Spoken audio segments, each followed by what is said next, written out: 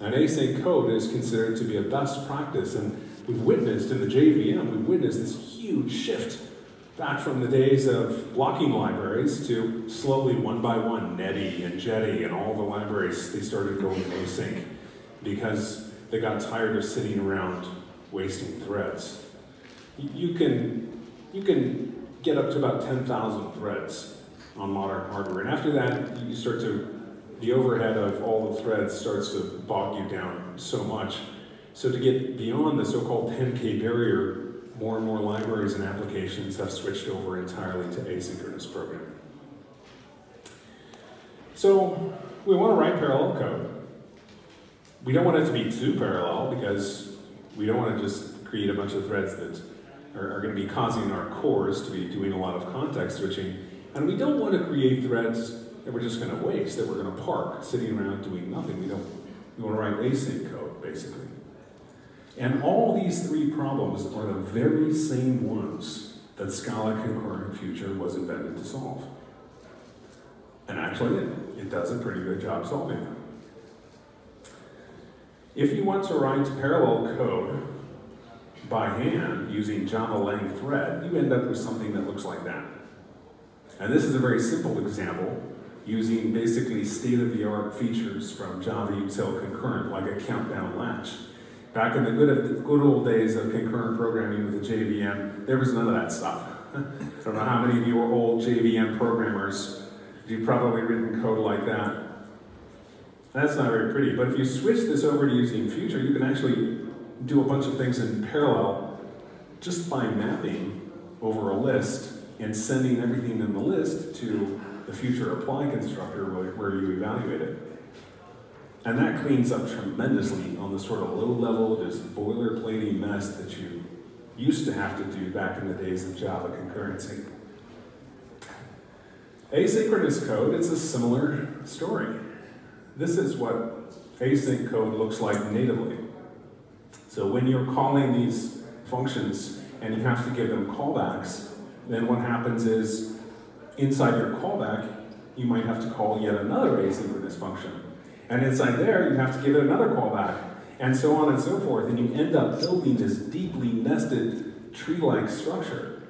And this isn't even the worst part. I mean, this is a bit of an eyesore, right? And it's not fun to write code like this. But the worst part about code like this is that if you want to propagate information from somewhere down there, up at the top, oh boy, that is super difficult.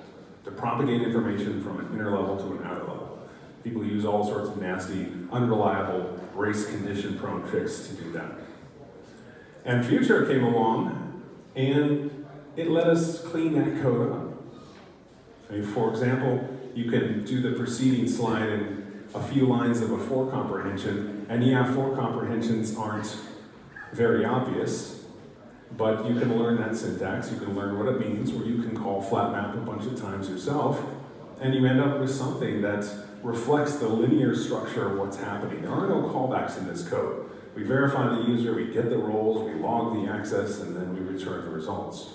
This code better reflects our intention and has no low-level mechanics of asynchronicity baked in.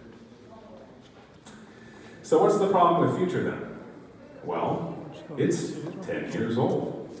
It's been around for a very long time. And it was incorporated into the standard library. I like to say that the standard library is where promising code goes to die. Because once you put something in the standard library, it can't evolve anymore. Because if you change it too much, you'll break all the code out there.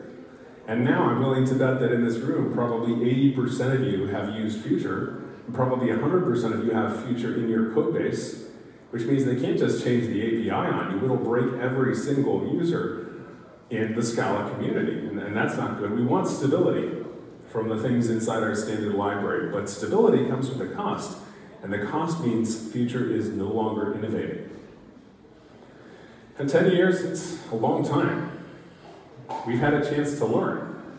We did something with Future, and now we have a chance to learn from Future and build on it, making sure not to repeat the mistakes of the past. Build to a new level of abstraction that solves the problem with Future, the problems with Future, and gives us something that's more suitable for modern application development.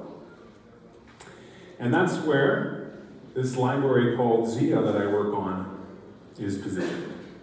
So in a nutshell, ZIO is a better future. It's more than that, as you're going to see, but it's designed to help you build modern applications, which by their very nature are always going to be asynchronous and concurrent.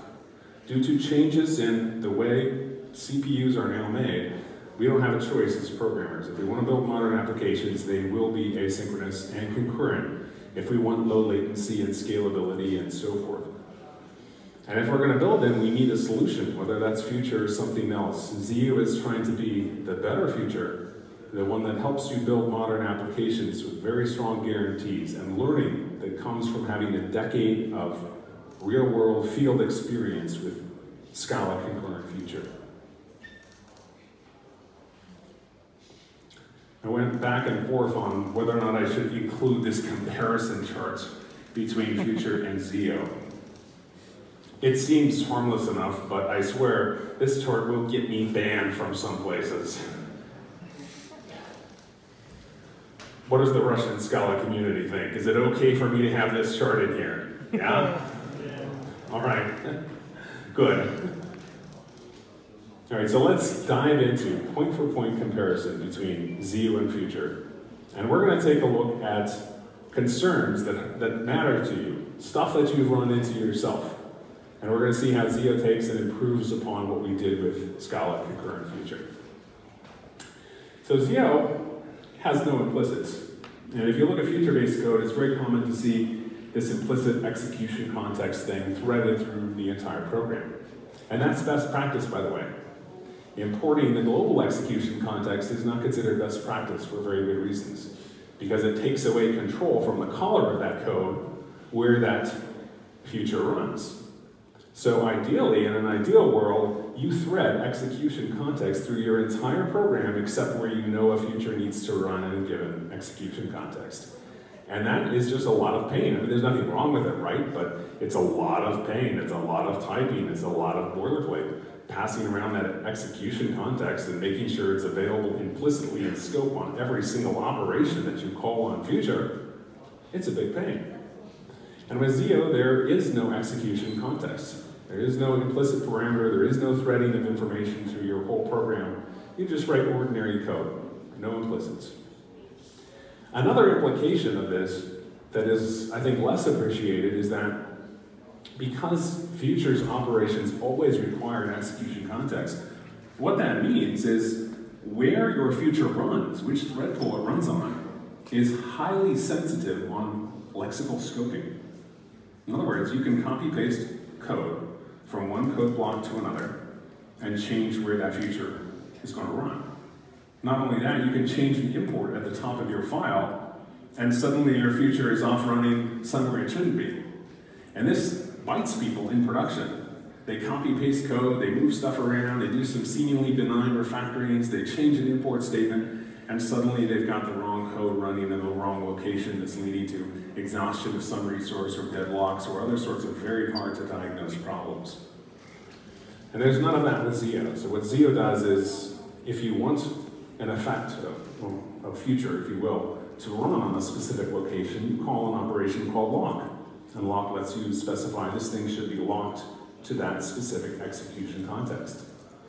And this composes horizontally, which means if you have different parts of your code that need to run in different locations, you can lock all those places, all those pieces of your code where they should run. And then ZIO, as it's executing that, will go ahead and shift the computation to the appropriate thread pool at any point in time. It helps you keep code where it's supposed to be running, and makes it stable in the presence of refactoring, so you can move stuff around between different files without changing its meaning. You can change imports at the top of your file without having to worry about breaking your code. Future makes it very easy to write parallel code. Almost too easy. And the reason for that is, if you have ever tried to map over a list of stuff and turn it into a future, you've probably encountered an issue in production when that list grew too big. Submitting 100,000 things to a thread pool is never a good idea and can take down almost any production server. Future doesn't give you an easy way to control this parallelism. Everything is implicitly parallel with future, and there's no knobs you have of dialing that back. With ZIO, there's explicit and precise parallelism. If you want to do something in parallel, for example, collect all par is the operation that will do that, and you can call collect all par n to limit the amount of parallelism in that operation. So at every single point, you have explicit control. Do I want parallelism here or not? And if I do want parallelism, do I really want to make it unbounded, or do I want to limit it to, for example, the number of cores in my machine? Future has this primitive called await.result. And I often say that any occurrence of this in your code base is a bug, because it is. Sometimes we have to use await.result. But remember, future is designed for asynchronous programming, asynchronous and parallel programming. If you're going to block on an async computation, it's as if you weren't doing async to begin with. So basically, this not only undoes the benefits of using asynchronous futures, but also it leads to deadlocks. And more than deadlocks, it leads to a lot of wasted computation. Because what happens when that timeout is reached is the future continues to execute in the background. It doesn't stop. There's no way to stop a future. They just keep on going on and on. And so if you use this code, not only have you opened up possibility to deadlocks and circumvented some of the benefits of async programming, but also you've created background threads that are off doing computation, and that leads to thread leaks. Too many of these in your code lead to really, really nasty profiling scenarios where you have hundreds, maybe in worst cases that I've seen, thousands of threads in the background doing nothing, computing a result that will never be used. ZIO gives you a timeout that is extremely powerful. If you time out an effect in ZIO, you get back a new effect that will terminate the old one when the specified amount of time has elapsed. So there are no leaks in resources. In fact, when you time it out, you won't even, the timeout operation, that effect won't even return until the previous effect has been terminated. That allows you to build applications that don't leak threads. And this is also asynchronous. It's 100% asynchronous. So it doesn't involve blocking a thread like the future-based equivalent. This efficient termination or efficient cancellation was incredibly important to building Twitter. That's one of the reasons that Twitter has their own future, because they needed the ability to cancel futures that were being used. It isn't baked into future. It can never be baked into future. It has the wrong shape of API for that type of feature.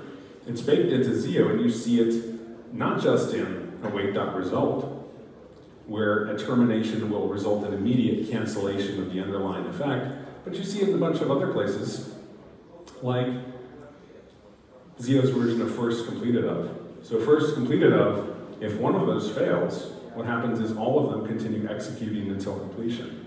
Whereas in ZIO, if one of them fails, the rest of them are terminated immediately. Similarly for things like sequence, if one of the things you're sequencing over fails, in a list of 1,000 things, all 1,000 futures will run fully to completion. And in ZIO, as soon as the first one fails, the other 1,000 will be immediately terminated.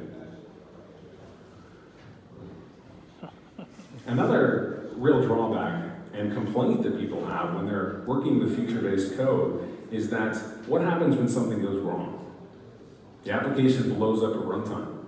If you've ever looked at a stack trace from future-based code, it looks something like that. And the interesting thing here is it doesn't contain a lot of information that helps us fix our problem. We see a lot about the guts of future, the internal implementation of future, but we don't see a lot about our code. And the reason for that is, what happens is, in future, every time you're doing an operation, it's submitted to the thread pool. That's a fresh entry, that's a fresh stack frame. And so the stack frames don't actually collect information about where your code is flat mapping. They actually collect information about the internals of future. ZIO has a feature called execution traces that will give you stack trace-like information. In fact, it's more descriptive than stack trace information because it tells you line by line, every flat map, every operation in your chain of operations will be captured as part of the execution trace.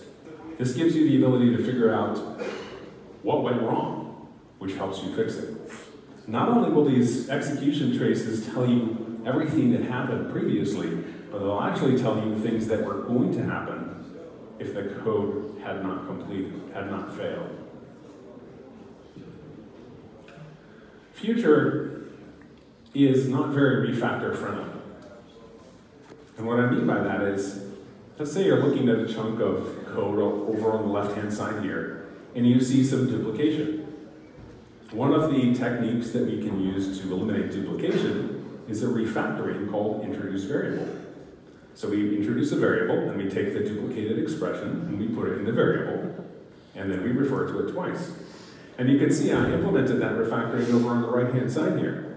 However, in so doing, I've actually changed the meaning of this program. These two programs, the one on the left and the one on the right, they don't actually do the same thing. They do totally different things. And that's because Future is not lazy. Future is not sufficiently lazy to enable us to refactor safely to our applications. But ZIO is totally lazy, which means when we take this same example and we factor out the duplication in our for comprehension and stick it into a local variable, these two programs do the exact same thing. That's the benefit of a lazy effect type like ZIO, is that you can refactor your code and you have a guarantee that its meaning will not change. You can introduce variables, you can eliminate them, you can introduce functions, you can eliminate them, you can change a def with no arguments into a val, and that will never change the meaning of your program. This helps you use all the refactorings you know and love on your whole program without having to think carefully, hey, am I actually going to break this or not? Future is also a little hostile to abstraction. So in abstraction, we see patterns, and we want to eliminate duplicated code. DRY is called, don't repeat yourself. So you might have run into a situation where you needed to retry a computation a bunch of times. And it would be great if you could write a retry combinator to do that. So let's say we try to write a retry combinator here for future that says, well, give me a future and the number of times to retry, and I'll give you back a future that does the first future the specified number of times. Very simple, right? We might want to do this to eliminate duplication. So we do this, and suddenly we discover this code doesn't do what we thought it would do. And the reason for that, again, is future is not sufficiently lazy. This code won't retry anything, and that's because futures are already running computations. They have no available mechanism to restart. Do the same thing with ZIO, and it works out of the box. Future has an error channel baked in.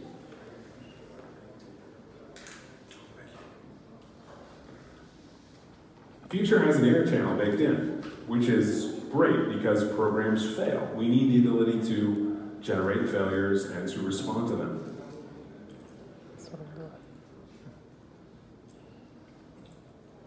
The problem with the error channel in Future is that it's rigidly fixed to throwable. It doesn't change. It's made a choice that every single error you ever have will extend throwable. Like try, for example. Try makes the choice that every single error you ever have will extend throwable. Either does not make that choice. Either says you can change your error type if you want to. And even if you only ever use throwable, which is fine, that's what many people use all the time, what that means, practically speaking, is that when we recover errors from a future, the type of our future doesn't change. We sorted out in this example with a future of int, we handled all the errors and we get back a future of an int. The compiler is not tracking the fact that we've handled all errors.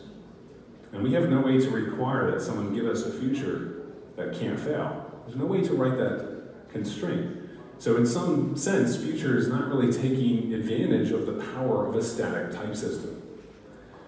ZIO has an explicit dynamic error channel, so you can plug any type you want into that. You can plug exception or throwable, or your own custom error type. You can even plug in nothing to indicate the absence of an error. And when you handle errors in your ZIO program, the type of those effects actually changes. The error goes away. You have static proof that your effect can no longer fail. And this can help you write applications where the error behavior is extremely well defined. Future has no construct in it to help us deal with resource safety. And our languages give us a construct. It's called try finally, or try with resources. But the problem with try finally and try with resources is that they weren't designed for modern applications. They're not asynchronous constructs. Try finally and try with resources, they only work on synchronous code. They're not going to work if you got a bunch of parallelism or asynchronous code in there. And future, which would be the natural candidate to have something like this, it doesn't give us an operation like that. So if you actually write code that looks like that for comprehension, that opens some resource, that acquires a resource, it uses the resource, and then it closes it, eventually over sufficient amounts of time, you're going to exhaust all resources on the machine. And that's because Future doesn't give you a primitive to make resource-safe applications. ZIO gives you a primitive called bracket, which lets you safely acquire and release a resource and use it, and no matter what happens when you're using it, no matter what thing goes wrong, or even if the computation ends up being canceled, if the resource was acquired, it will be released. These are the strong guarantees you need to write applications that don't leak resources. Future has only a few operations in the data type, 21 operations in that and maybe the companion object. And these help you deal with very, very basic problems in parallelism and concurrency. But the problem is they're very low level, and there's not very many combinators, which means that when you have a problem with a future, most likely you're either going to write more code on top of that yourself, or you're going to Google Stack Overflow and you're going to copy paste some code from Stack Overflow. Everyone out there is doing it, and that's because Future's way down here, but your business problem is way up here. And even though we really can't bridge the entire gap, what we can do is meet halfway and solve a bunch of the common problems people have inside the data type itself. And that's why Future only gives you 21 operations, but ZIO gives you actually quite a few, maybe too many. Maybe too many, but chances are, if there's something you want to do, for example, you want to retry, or you want to repeat, or you want to do safe resource cleanup and so forth, there's probably an operator that does exactly what you need with really great Scala docs and examples of how to use it. And that helps you solve the problems that you have faster. So I'll admit it, I'm a long-time Java programmer. I programmed in Java for probably 7 years before I found Scala. And I love Java util concurrent because what it gives us is the language, a toolkit, if you will, for solving problems with concurrent programming. Inside there, you're going to find things like concurrent hash map and concurrent queue and concurrent set semaphore and log and condition variables and the atomic machinery, thread local, all that stuff comes out of the box, and it just works. And it's really good. It was written by really smart people who knew exactly what they were doing. And you can build some very powerful concurrent applications on top of this toolkit, but there's a problem. All that stuff inside Java util concurrent is blocking. It's 100% blocking. It does not integrate well with modern asynchronous applications. And Scala concurrent future, it has nothing to say about this, other than maybe use the lightbend stack and use some actors to solve some of these problems. But ZIO gives you the same toolkit, more or less, actually a slightly more complete toolkit that Java util concurrent gives you. It gives you the concurrent map and the concurrent queue, concurrent set, the semaphore, references that can be updated concurrently, a version of thread local that works for a fiber-based concurrency system, and even software transactional memory, which is an extraordinarily powerful way to think about building concurrent applications. You can actually specify, create transactions that make changes to different parts of state in your application, and you can commit them atomically, even in the presence of massive concurrency. And you can do that without race conditions and deadlocks. That's a game changer for building modern concurrent applications. And finally, point number 10, future is not very performant. And the reason for that is, by default, every single operation on a future will submit to the thread pool.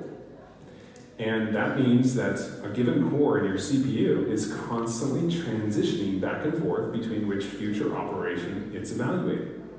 That's catastrophic for performance. Catastrophic. And the reason why is that it's very expensive to fetch data from the main memory and get it all the way down to the CPU core. It takes a long time. And what happens is every time a core switches to a different thread, it's got to warm up its local cache of that information. So when it's switching all the time, it's actually not having a chance to build up any good cache. And everything has to be fetching stuff like crazy from main memory.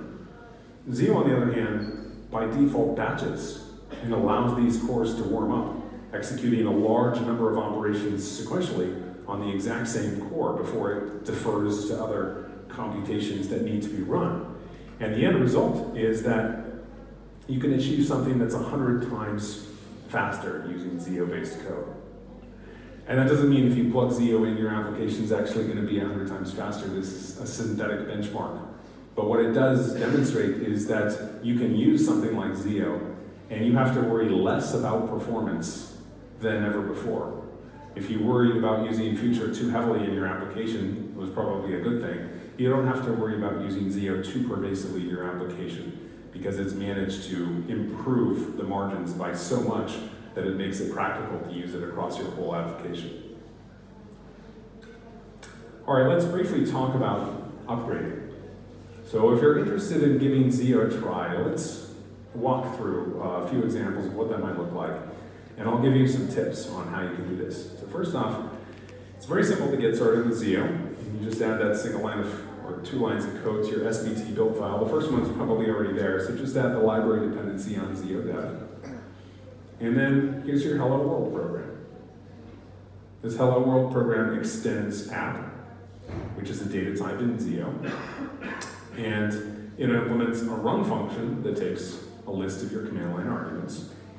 And then inside that run function, we just return a lazy value. This would be the equivalent of returning a future, only we're not returning a future, we're returning a ZIO effect here.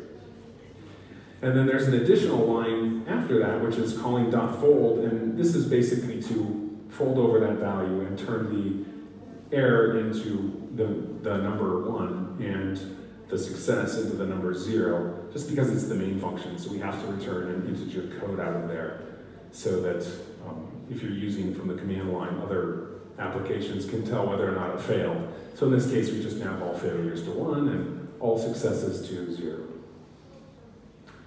If we want to do a little bit more complicated example, then you notice here I've switched to using the for comprehension.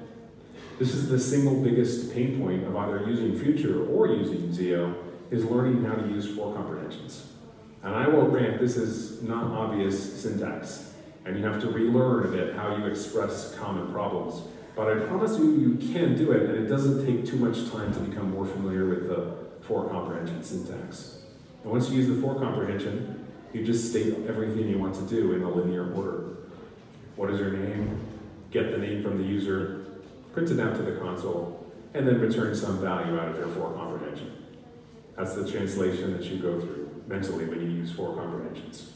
And in this case, that produces an effect, and then I use the or else operator to say, well, if that effect fails, I want to do something else, namely I want to succeed with the number 1. So what happens is I either return 0 out of the first effect, which means success, or else I'm going to end up returning 1 out of that. And you can see here, this is starting to lead us into a new way of programming. We're programming here with values. We use operators on values to create other values.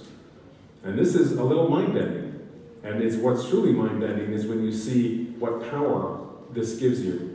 You can solve in a few lines of ZIO code, you can solve something that would take pages of traditional procedural or object imperative code. Let's say we have some code like this and we want to convert it. It's pretty easy. The first thing we're going to do is we're going to change that type there. Instead of returning future, we're going to return a data type called task. That's the only change there. We'll change it to return task. And then the lines inside here, we're just going to linearize them and stick them inside a for comprehension. And then what we do is we create a little helper called log z, which just wraps our ordinary log function. And that allows us to return a task from that. So log, it returns a task. It didn't previously return a task, it returned a unit, now it returns a task unit. And then what we do is we take make appending, and we stick it inside task effect. It used to return task unit, but now when we stick it inside task effect, we'll get a task out of that, so we can stick it inside the for comprehension. We had a future there in charge, so we're just going to wrap that in task, not from future, to convert the future into a task. And then finally we had mark complete, which is another one of these things that return a unit, we just stuff it into task.effect. So basically you take the return types, and depending on what they do, you either convert them to task using from future or convert them to task using effect. And now we can just stick all these lines in a for comprehension, and we can see the nice linear structure. And the linear structure is not so obvious in this formulation. That's because a lot of future code in the wild doesn't use for comprehensions. It uses something that's more like this, because it's difficult to convert things like mark complete and so forth into futures. It's inefficient to do that.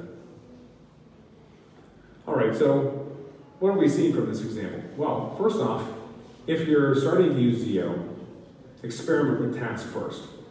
So there's only one effect type in ZIO, and it's actually not called task. It's called ZIO. But that type has a lot of power, and you might not need it. So there's a type alias for you called task. And task is the simplest analog of future. So it's almost the same as future, and the type parameter has the same meaning. It either fails with withdrawable or it succeeds with an A, and this task has no dependencies. Then what we do is, in any method that we're converting, we wrap the entire body by task.effect suspend. And this allows us to take that eager code, that eager future-based code, and make it lazy, which is how we get a lot of the benefits of using ZIO.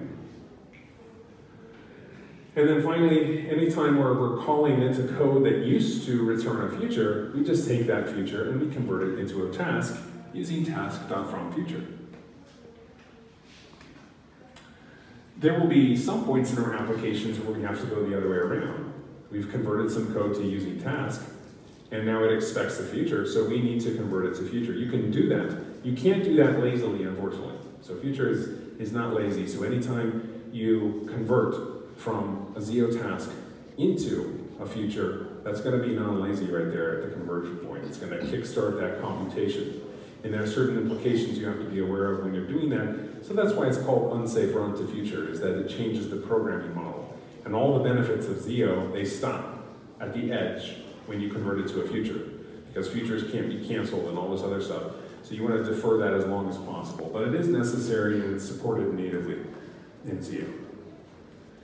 Number 5, plan to never leave. So once you enter a ZIO effect type, you basically stay there. Ideally, in an ideal world, you stay there for the rest of your application. And the reason for that is, as I said before, anytime you run a ZIO effect, you convert something that's lazy into something that's eager. So you kickstart that computation. It changes how you think about your programs. It's no longer safe to do refactoring on futures and so forth. So it changes how you think about your programs, and also all the benefits of ZIO only go up to the boundary. So whenever you run a ZIO effect or convert it to a future, all the benefits stop there, which means you should try to keep as much of your code base inside ZIO as possible. And that's possible, by the way, because you can take tries, and you can take futures, you can take eithers, you can take options, you can take all these different data types, and you can convert them into a ZIO effect. So it enables you to take and lift everything up to the level of ZIO and program in ZIO for more of your application. And obviously this does not mean to stay with the library forever. Always use the best tool for the job, and if that stops being ZIO, then by all means switch away from it. Number 6, rewire your brain. So working with lazy effect types like ZIO, it changes the way you think about programming. Not overnight, but eventually it totally changes the way you think. You start thinking about every single thing in your application as an ordinary value. There are no more side effects anymore, there's just values. And what that means is that instead of running things, for example, in this picture I have a picture of someone going running, That would be a future. It's something that's happening. But in the world of ZIO, there's nothing that's happening. Everything is an immutable value. So there's no one going running in ZIO. There's just descriptions of going running. And as a description of going running, all ZIO effects are first-class values. And this is what enables you to do refactoring safely. It's what enables you to write combinators like retry, which take one effect and return another one that does the effect of the first one a bunch of times. This is the key to a lot of power in ZIO, but it also means that you think differently about your application. If you construct a ZIO effect value in the middle of a method and you don't do anything with it, it's as if you didn't make it, because it's nothing more than a description. It doesn't actually do anything. And getting over that little bit of a hump, that hurdle from thinking of your programs as things that do things to things that describe things. They build almost like pipelines or data flows, if you will. They build those descriptions of things is the biggest hurdle that people have when they're using a purely functional library for effect management. Finally, Future solves the problems of asynchronous programming and parallelism reasonably well, not perfectly, as we've seen. There's some problems with this management, but that's pretty much it. And in ZIO, what ZIO really gives you is a fabric for building asynchronous and concurrent applications. Yes, you can eliminate callbacks in your code. And yes, you can use all cores in your machine.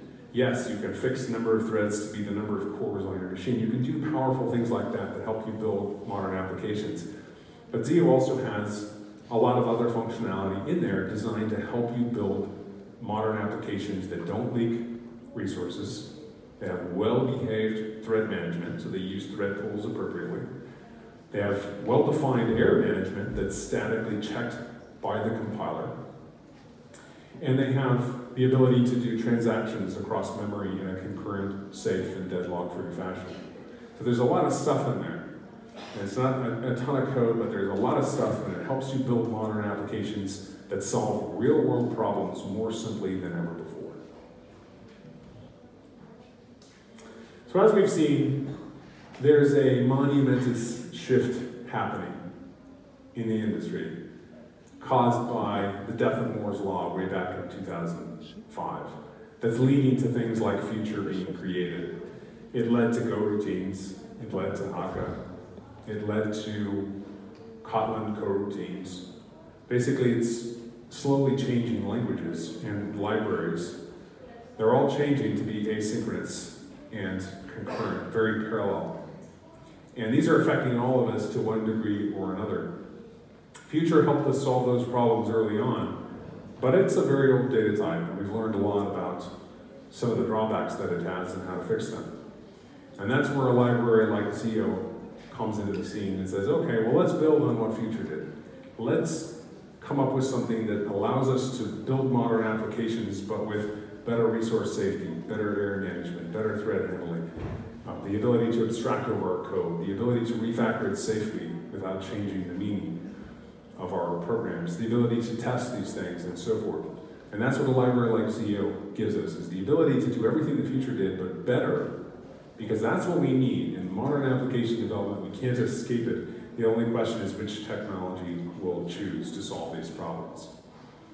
And then finally, at the end, we looked at how you could take a Future-based application and start experimenting with using ZIO. As should have been clear, I hope, from my examples, you don't have to do that all at once. It doesn't have to be a sort of big bang rewrite. You can actually introduce it in small little places. And you do that by wrapping code using effect suspend or effect. You just wrap it into task. And at any point you have a Future, you just convert it into a task. And that allows you to start experimenting with ZIO in an existing code base. And we didn't cover it today, but there's a growing variety of libraries out there that are ZIO native. And these libraries help you solve problems from interacting with Kafka to using some Amazon services to logging and this and that. There's lots and lots of libraries sprouting up around different concerns.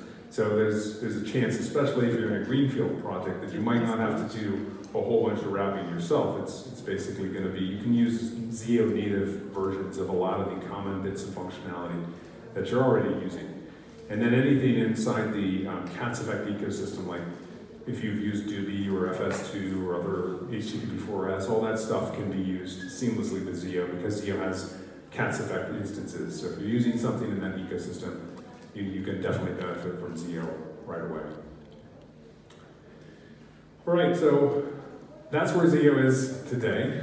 And there's one big challenge that we have not solved in ZIO. ZIO is a really powerful package for building async and concurrent systems.